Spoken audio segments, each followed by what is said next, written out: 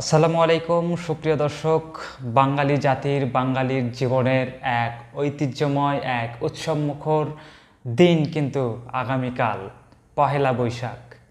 তো এই পহেলা বৈশাখকে উপলক্ষ করে আমরা বাঙালিরা প্রতি বছর কিন্তু দারুণ এক উৎসব পালন করে থাকি, দারুণ দারুণ আনন্দ উপভোগ করে থাকি।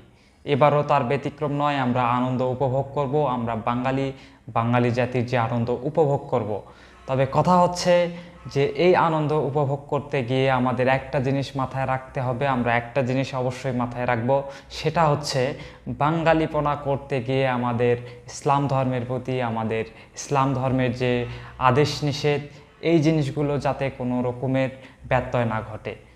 প্রিয় দর্শক, এই জিনিসটা মাথায় রেখে, ধর্মের প্রতি খেয়াল রেখে, প্রতিটা ধর্মের প্রতি শ্রদ্ধা করে অবশ্যই আপনারা পহেলা বৈশাখ পালন করবেন। ধন্যবাদ সবাইকে, ভালো থাকবেন, সুস্থ থাকবেন।